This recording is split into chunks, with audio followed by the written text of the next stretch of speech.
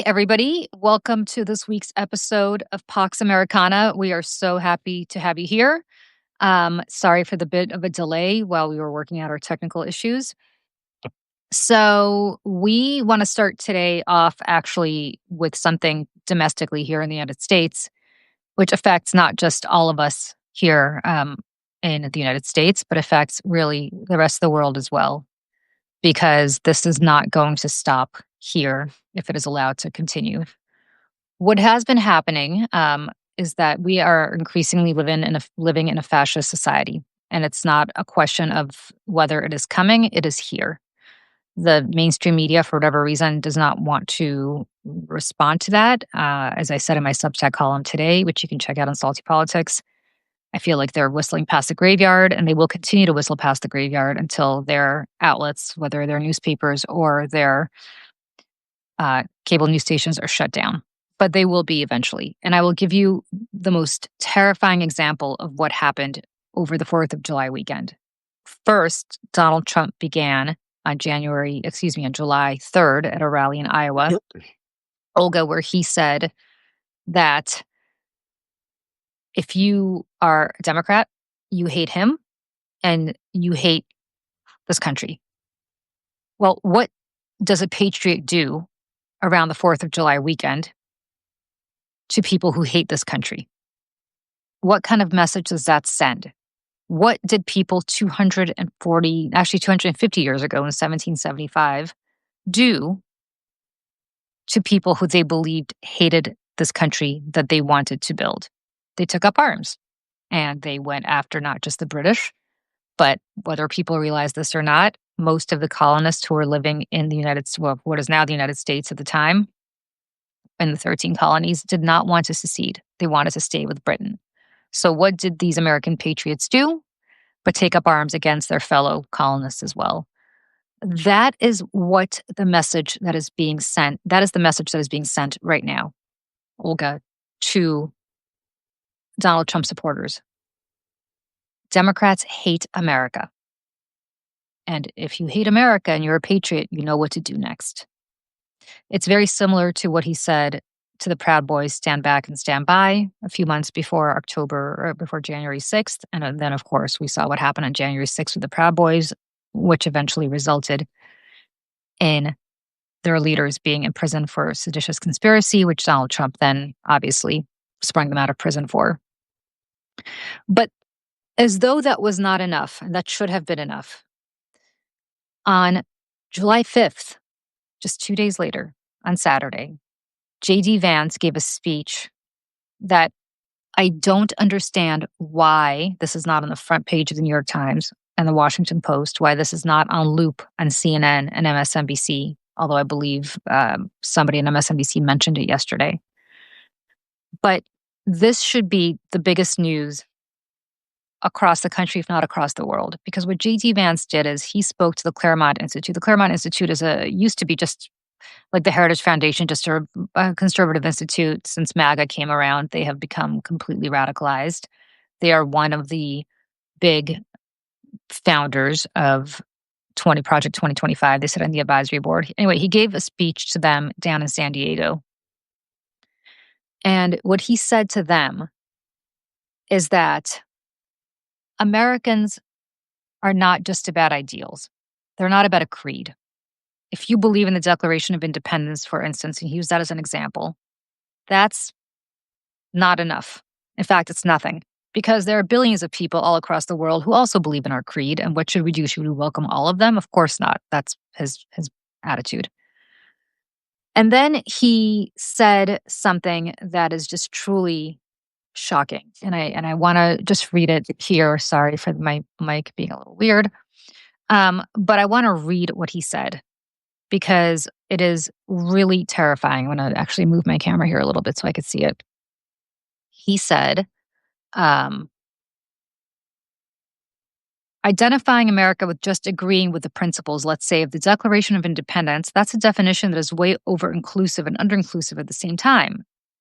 So, by the way, the textual originalism to which all of these conservatives claim to be subscribing, he's no longer subscribing to that.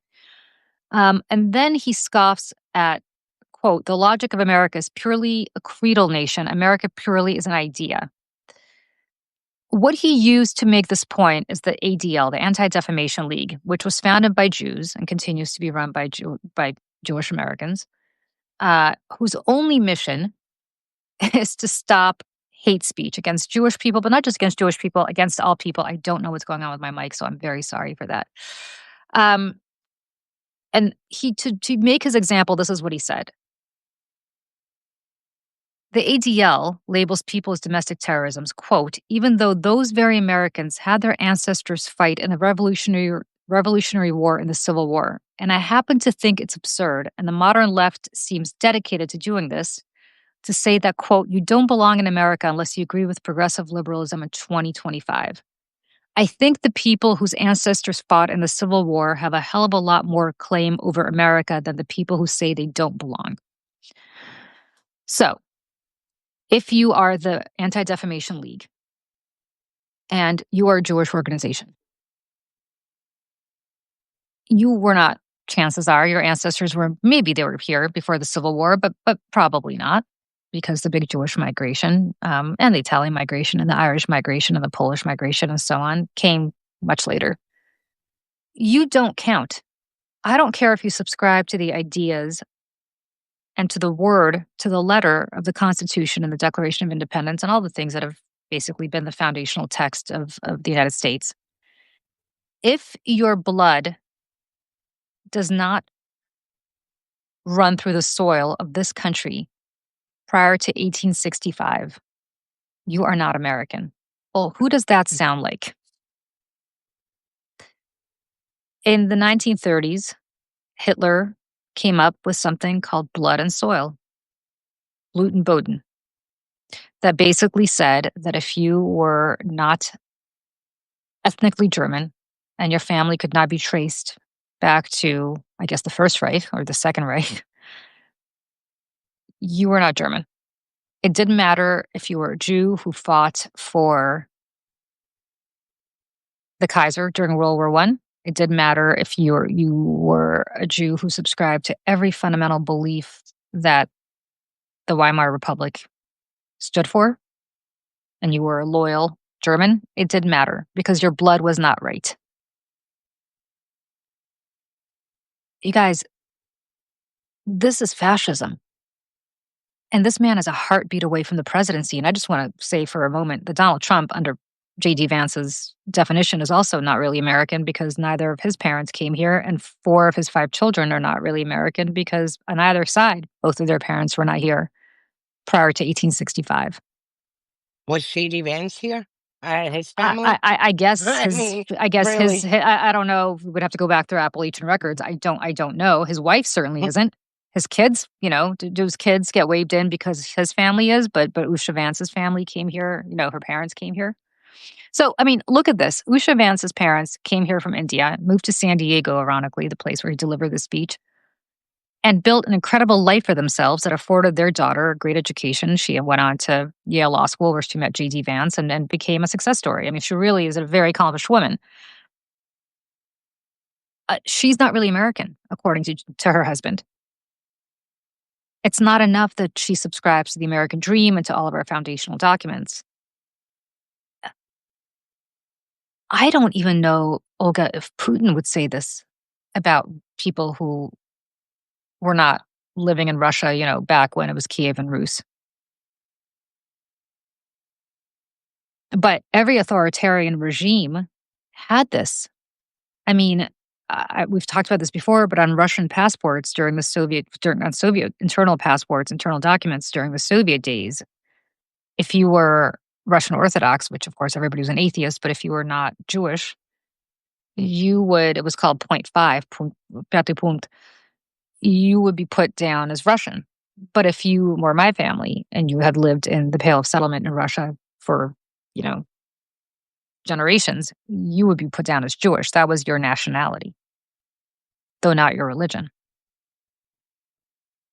That's what authoritarian regimes do. But when he talks about blood and soil, and when he talks about your blood having to run through the soil of the United States prior to 1865, I mean, I don't know that he read Mein Kampf. I don't know whether He understands intellectually what he's talking about. I don't think, by the way, that he's particularly smart. I think he's an avatar for a lot of rich guys who have created him, starting with Peter Thiel. I mean, he was kind of a nobody working at a law firm until Peter Thiel discovered him. But I think I've talked before about a conversation I had with Tucker Carlson. Maybe I didn't on election night 2012, but I want to talk about it again because I think this is where he's getting this. He's very close to Tucker. If you remember, Tucker pushed him to be vice president. In 2012, I had a conversation with Tucker Carlson that after this really takes on a very scary meaning. On election night, we were together at Fox. We both worked at Fox.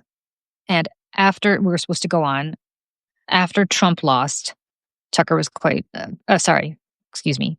After Romney lost, I was actually very happy, of course, because I was a Democrat. Tucker was upset. And we had this interesting conversation. It was very late at night where I said, Tucker, naively, you guys are never going to get back into the White House if you keep talking about Mexicans being criminals. And he said to me, but Julie, they are criminals. They are. And I said, well, sorry, I will lower my camera. Randy, thank you for telling me. He said, he goes, well, they are criminals. I said, what do you mean? He goes, well, they are. They're rapists. They're awful. They bring crime. And I said, Tucker, you sound exactly like people did when they talked about Jews and the Irish and everybody else coming here, in the early 20th century. The Ku Klux Klan, if you remember the resurgence of the Klan after 1865, they did such a great job. The first time around during Reconstruction and keeping down Black people, that then in their second coming in the 20s, they moved on to Catholics and they moved on to Jews and people who are not, people who are not Black. And I said, you sound like a Klan member from the 1920s. And I said, what are you talking about?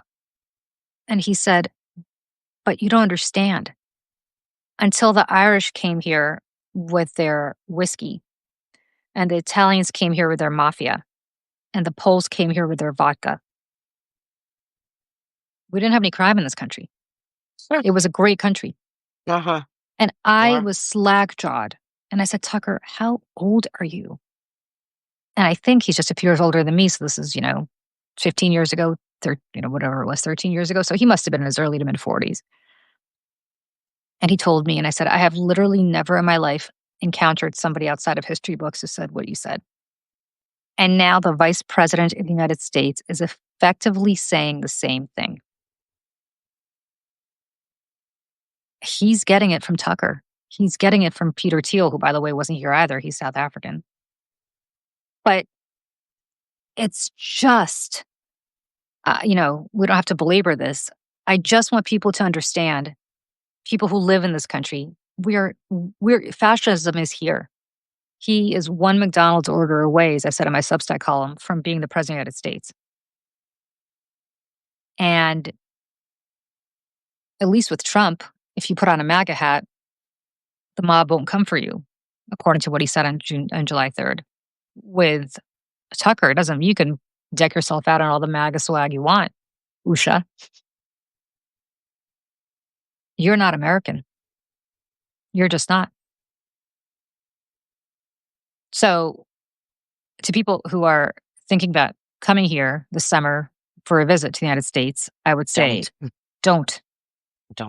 Or if you must, clear out your phone of any political conversations because you will be pulled over.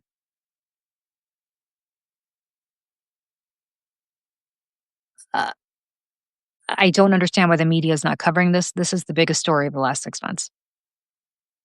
It is the descent into fascism that is here. It's here. And the sad part is that we've been warning about this because as with fascist, they start with vulnerable groups. And I mean, I remember in 2016 and 17, first they came for the Mexicans, then they came for this, and then they came for us. And you see this, path where Trump during the campaign promised we're going to deport undocumented immigrants who are criminals. And no one argues with that. I mean, literally, there's no pushback on that. If you're a violent criminal, but now we got to a point that suddenly, like 6 months in, it's green card holders, visa holders. Now they are talking about stripping naturalization from people. So, I mean, this is just where it is going. And then, I mean, as far as with tropes, and anti Semitic uh, rhetoric. I mean, Trump is constantly, despite he's using anti Semitism as a guise to attack universities in order to, one, silence any potential future movements coming out of universities against the regime, and two, he's using it, hey, call to eventually enforce, their ideological conformity in these universities and the whole education system. So, I mean, we've been warning they're coming for all of us because I'm not sure what percentage would be good to ask. Just don't ask Rock because it went haywire. But it'd be good to know what percentage is actually, there's a lineage that traces back to. I looked it up. Oh, According there you to go. according to ChatGPT. Now, who the hell knows? It's somewhere between 45 and 65%, assuming you're including descendants of slaves, who, of course, all of those people were here before 1865. They were brought here in chains. But you can bet your ass that that's not who J.D. Vance is talking about. No, no. And, yeah, there were people here who were here before. I mean, look, there were Jews. George Washington wrote a letter to the Jews of Truro, Rhode Island, to their synagogue, upon the birth of the United States, providing them with safety and security and saying you have nothing to worry about. He'd be rolling over in his grave right now. So there have been Jews here who obviously predate 1865.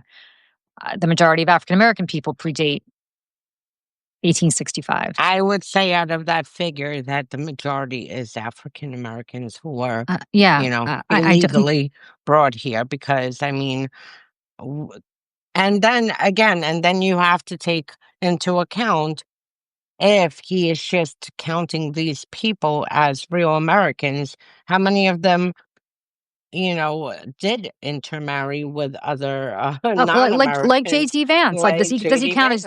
does he count his children as real Americans? Because maybe on his side they have lineage that goes back, but not on their mother's side.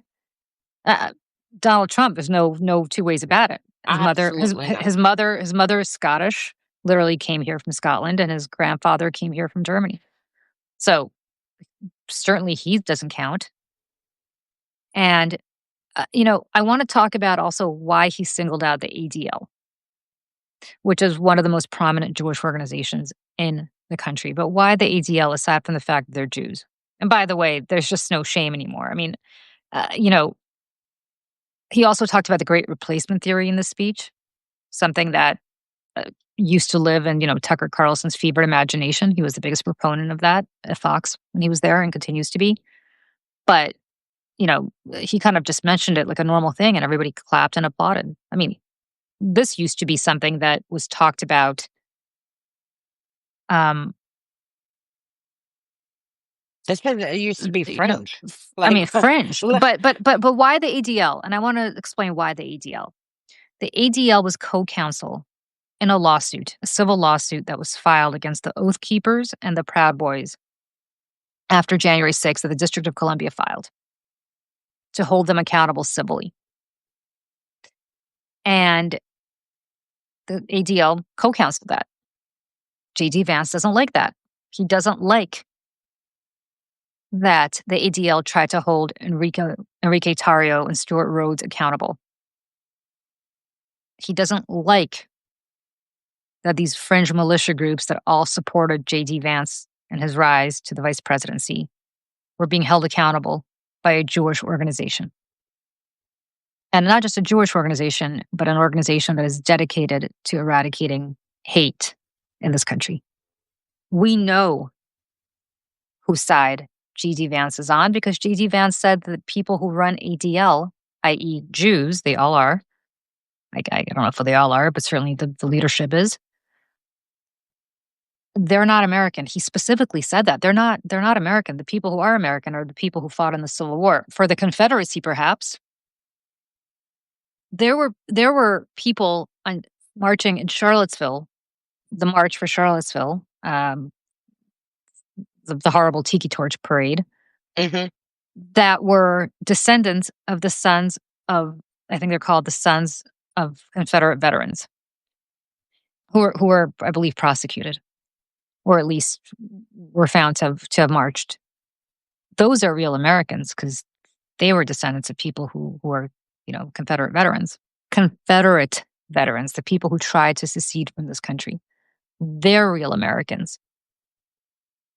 The rest But not. the people running the Anti-Defamation League, they're Jews whose families came here probably much later. I don't know, but I assume probably came with the migration of the late 19th century, if not later. They don't count.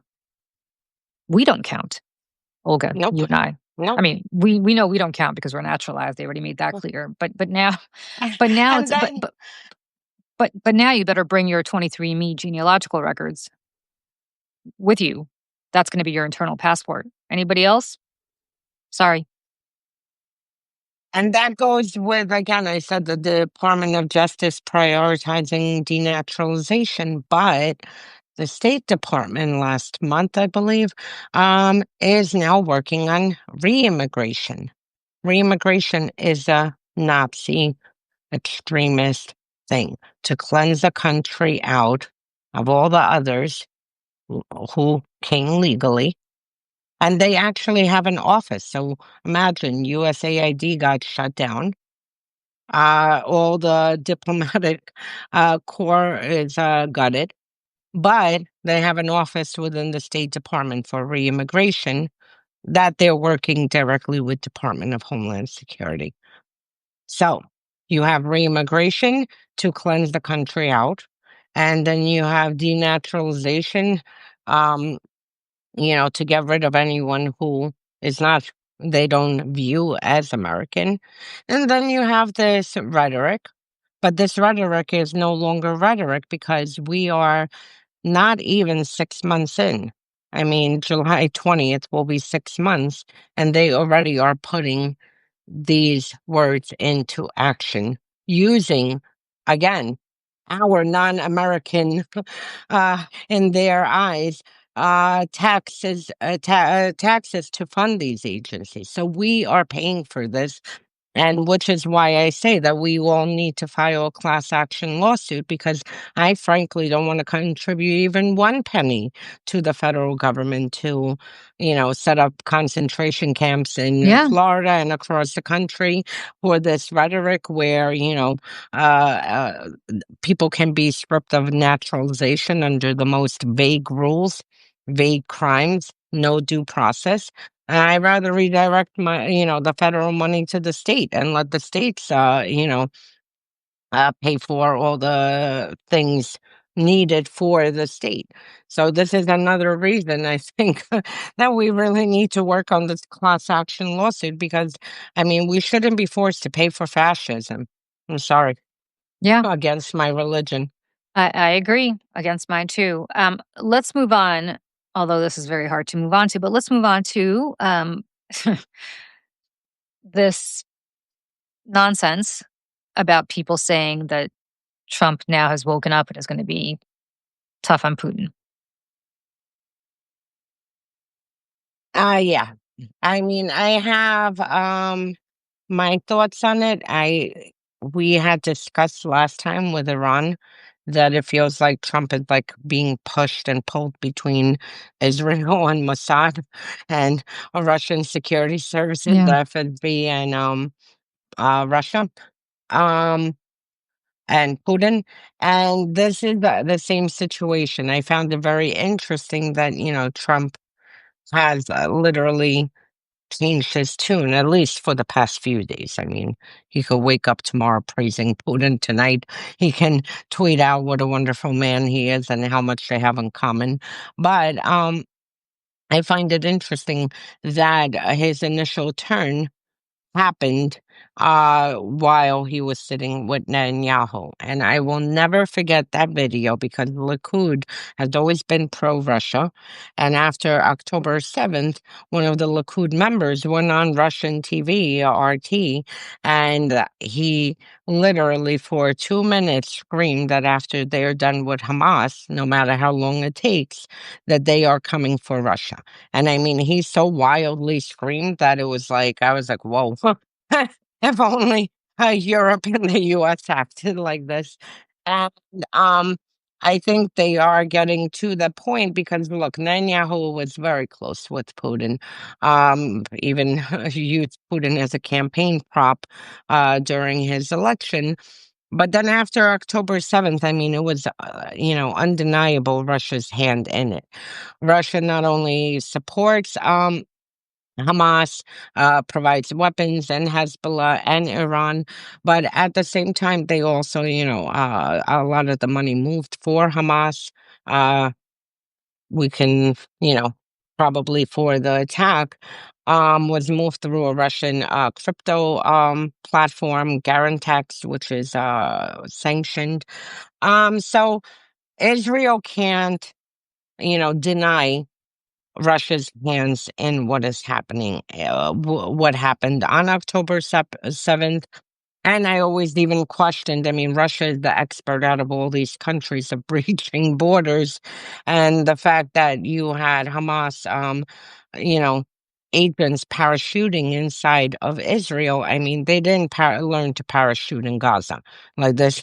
We would have known, we would have seen random videos that people were parachuting, you know, in Gaza. So they learned somewhere in a third party country, specifically, it's not that easy. You don't just throw on a parachute and make your target without having some kind of basic training.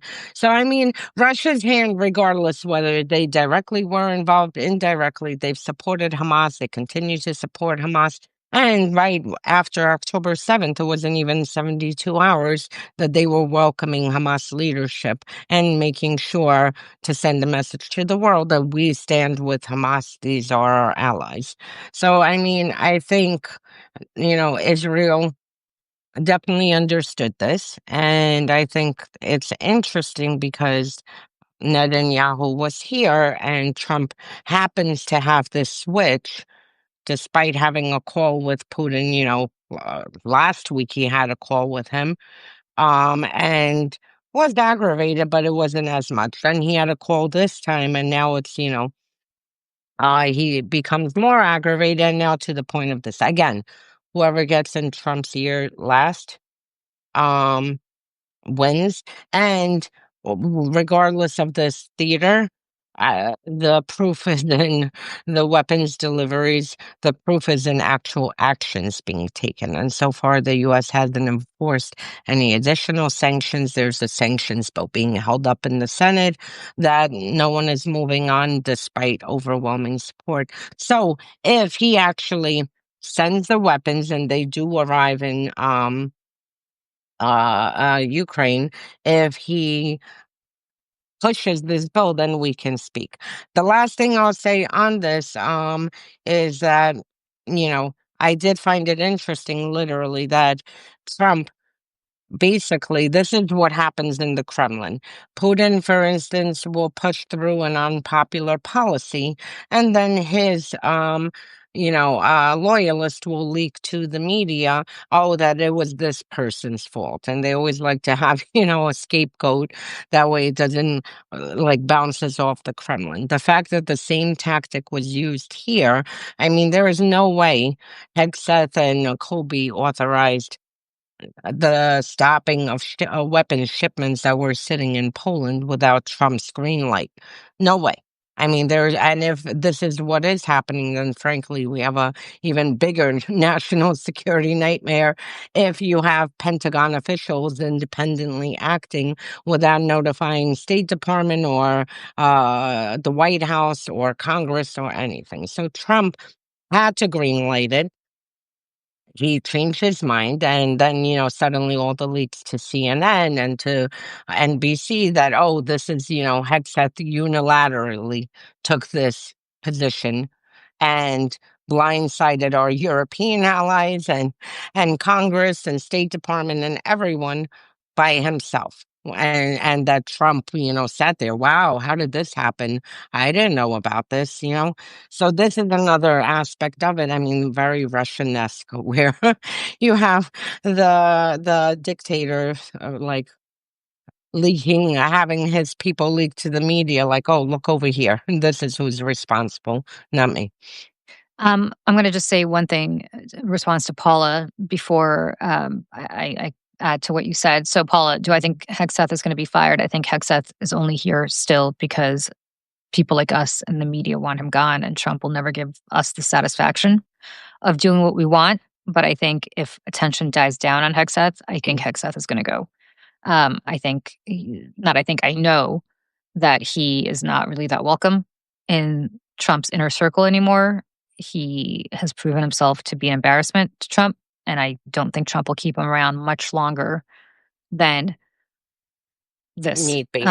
Yeah. And also the senators have been extremely Yeah, critical, I mean, I don't think Republicans. he cares So, that much. Yeah, I mean, they're embarrassed. Look, Tom Tillis was like, "Oh, I can't believe I voted for this guy. If I'd only known." I saw that interview yesterday on mhm. CNN. I almost spit out my coffee. I was like, "Okay." No, but Uh, even in the meetings, if you saw like when they yeah, were grilling Hexet, I mean, the Republicans were extremely tough on him. So frankly, I mean, they wouldn't be this tough if the White House said, nope, this is our yeah, golden yeah. child Uh, and uh, whatnot.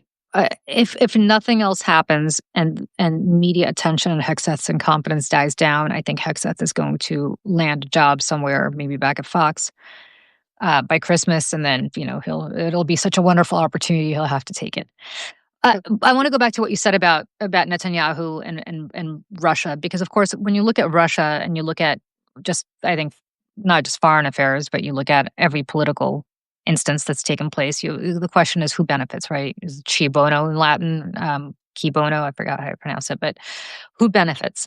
And nobody, not even Hamas, actually, especially not Hamas, benefited from October 7th the way Russia did, for several reasons. One is it completely took attention away from the war in Ukraine for a very long time, and everybody started focusing on what was going on in the Middle East.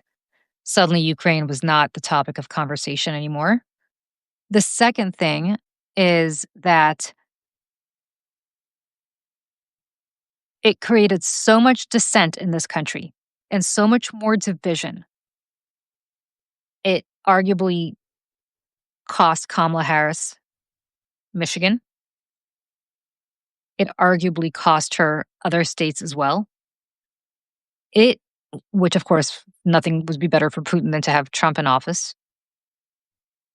It it accomplished the number one goal of what Russia has always been about, which is creating dissent in the West and creating division in the West, and it certainly has. It certainly has. So to say that I think Putin was not involved on October 7th, he was. I don't Yeah. know, as you said, in which capacity, but as you said, the fact that he had Hamas in Moscow a few days later, I think is him kind of sending a signal that, yeah, this was me. But I mean, mission accomplished, my God. We didn't talk about Ukraine for months, if not for years, after October 7th. And the division, the college protests that they could then run, just the footage of police entering Columbia University. That footage was on, so I mean, you tell me, but that was on Russian television a lot, to say, look what's happening. Look what's happening in America. Look at the craziness and the insanity and the instability. And here in Moscow, there's no instability. New York City is aflame. There are protests in New York. They're shutting down college campuses.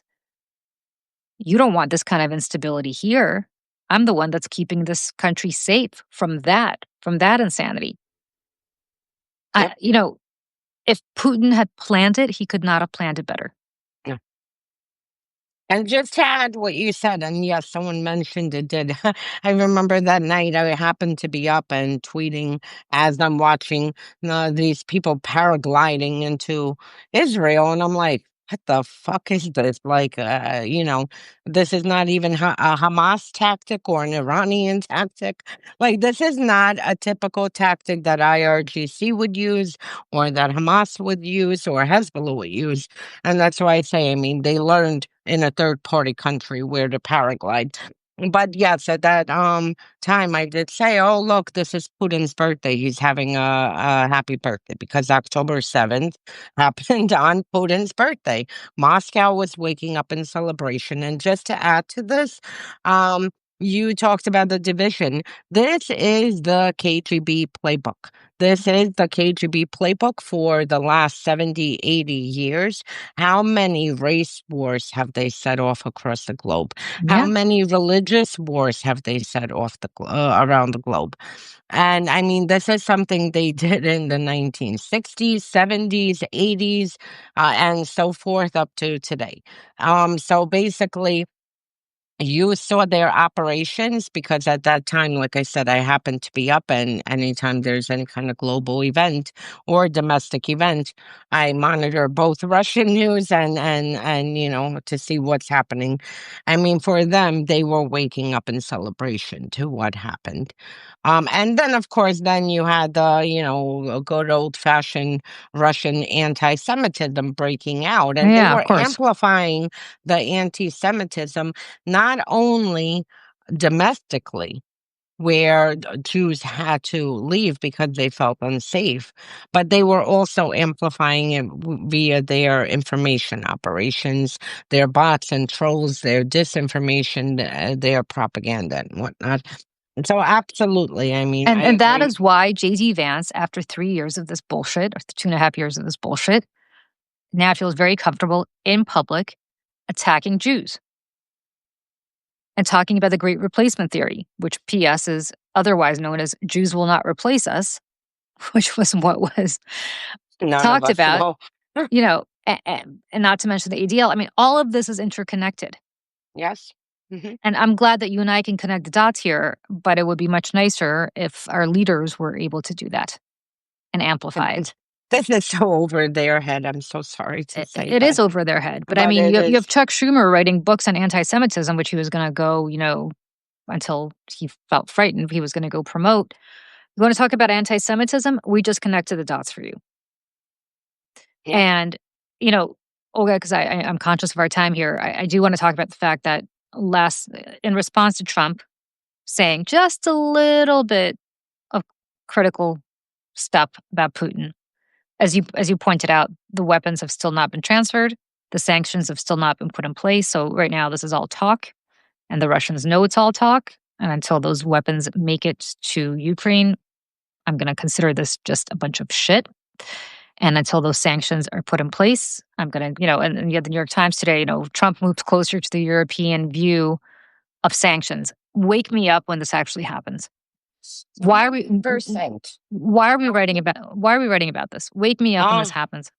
100%. But I will tell you that this week there was a very interesting shift. Again, I mean, they've been shifting since the Iran strikes, and this shift continues. This week, Moscow Times had a very good article on it, the Russian edition, that all Kremlin media and propagandists were instructed to attack Trump.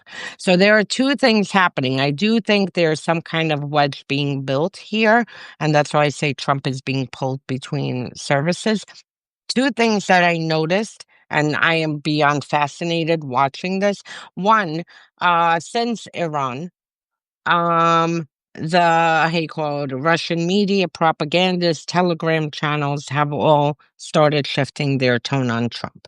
That's one. According to Moscow Times, they received specific talking points um, yesterday on exactly what to say and how to attack him. The other interesting trend I'm watching, and this, I mean, for anyone who's on Twitter, keep an eye on this. Musk, he called, announced his party.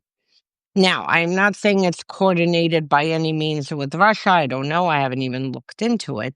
But what I have been seeing is not only the bots and trolls in support of this party and amplifying all the talking points, but also actual leaders in Russia and propagandists who are giving advice on what to do with this party, how to select, the handful of targets that they're going to use in Senate and Congress to win those houses. Again, I don't know if it's coordinated. I don't know if Russia is involved. They are capitalizing off of it 1,000,000%. And I'm sure that's not going to make Trump happy, knowing that on the biggest platform, you have Russia pushing this America First party. And at the same time, for Russia, I mean, couldn't give a shit less. This is where people are mistaken. Even if, Trump is one, their proxy, their pawn, their puppet for decades. He's expendable. They could get rid of him at any moment. Their goal has always been to destroy the United States. And if they see another party with a billionaire who has the money to actually cause more chaos in this country, so be it. Like, they don't have loyalty. They don't even have loyalty within their own inner circle. Today, you are like, one of the top advisors to Putin. Tomorrow, you see a window and, hasta la vista. So they don't have loyalty among each other. Never mind having loyalty to an Orban or a Trump or an Assad or Well, listen, for Putin, actually, Vance would be better than Trump, right? I mean, Vance, Vance, and all of his puppeteers, because JD Vance, as I said before, is I don't know if you know who JoJo from Jers is. If people here in Substack follow her, but Joe Carducci has a great Substack called JoJo from Jers, and no, are you effing kidding me? But she and I were texting today, and she said it about Vance, and she's right. She's very good about kind of getting to the heart of the matter and stuff. She goes, "He's the talented Mr. Ripley. He's always been whoever he needs to be, right? He was exactly. he was the Appalachian cracker when he needed to be. No disrespect to Appalachia, but that's how he positioned himself. He was the Yale Law School graduate when he needed to be. He was a Trump hater when he needed to be, and he was a He's an Trump. opportunist. But he's more than an opportunist. I don't think he's got any core values other than what is put into him, and what is put into him are the people who've made him rich, which is Peter Thiel and that crew. I will say this: Trump, again, with this whole Elon Musk thing, wake me up when Musk actually does something other than talk, Exactly. because the first thing that Trump is going to do is get rid of all subsidies, all government contracts, maybe move to denaturalize Musk for being here, because let's not forget he actually did lie on his on his application to get here. And the minute He he moves, actually he yeah, actually came here under fraudulent yeah, he means. actually did commit fraud to come here.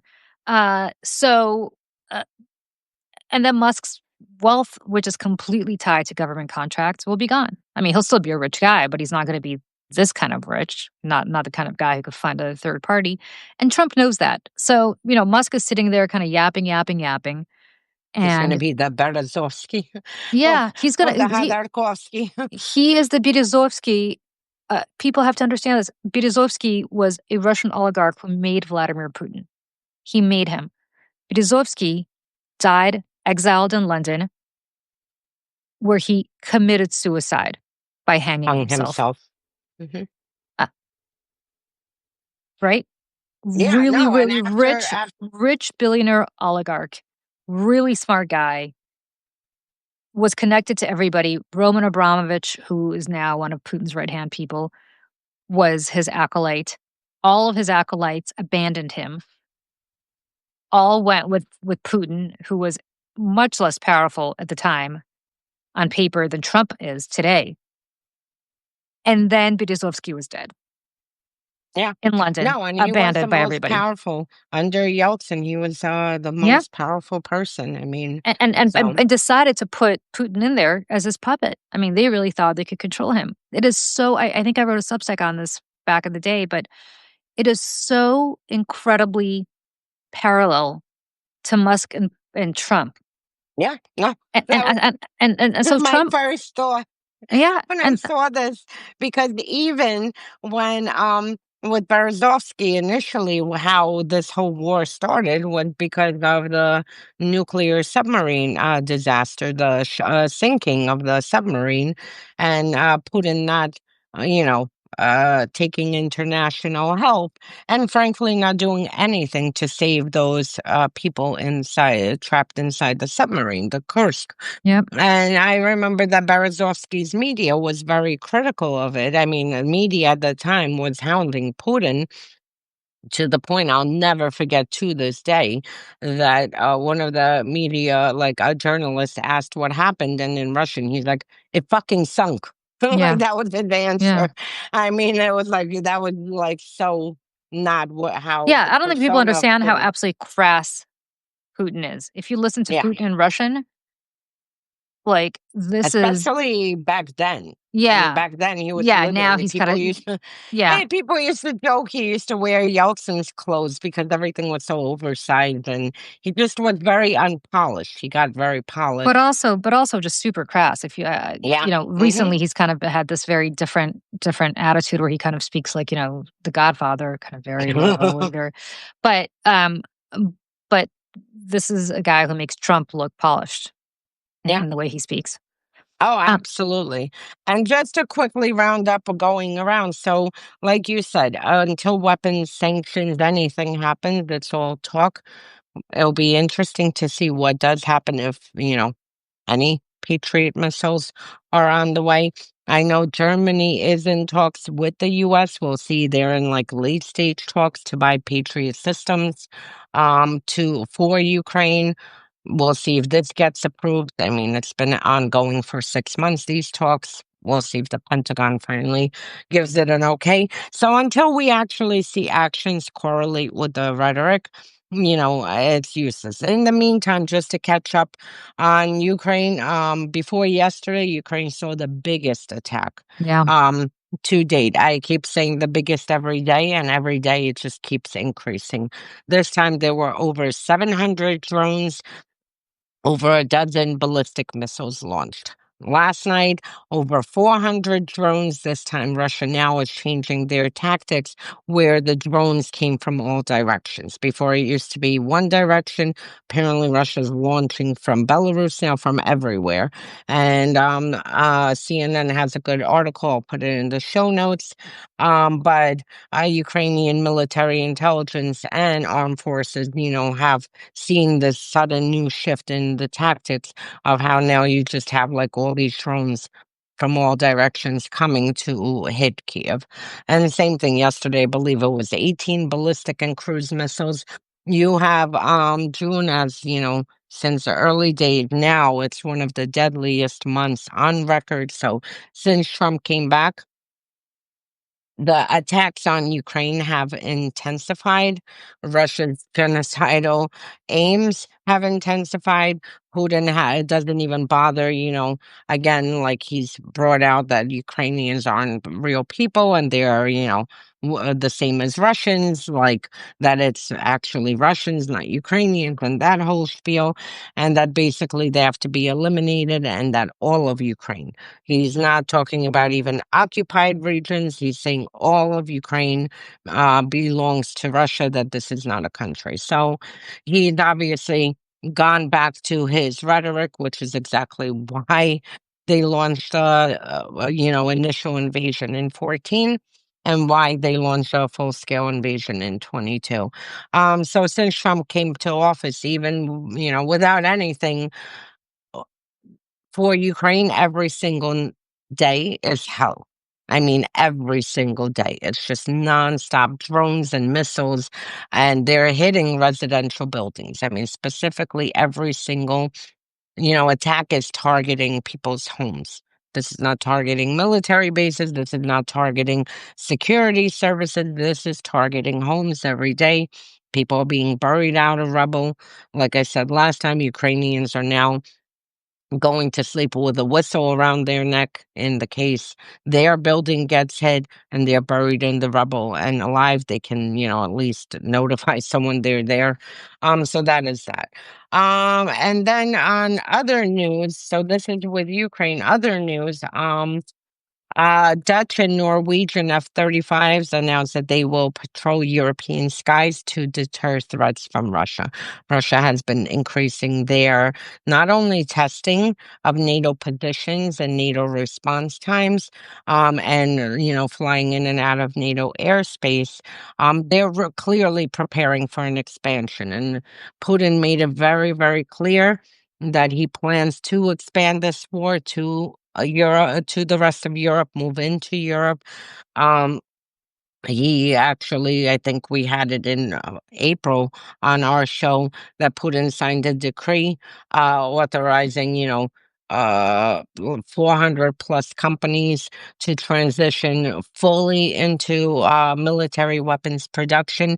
And he specifically said that Ukraine is not the end, that we are only at the beginning of this, and that we are going to expand and move forward.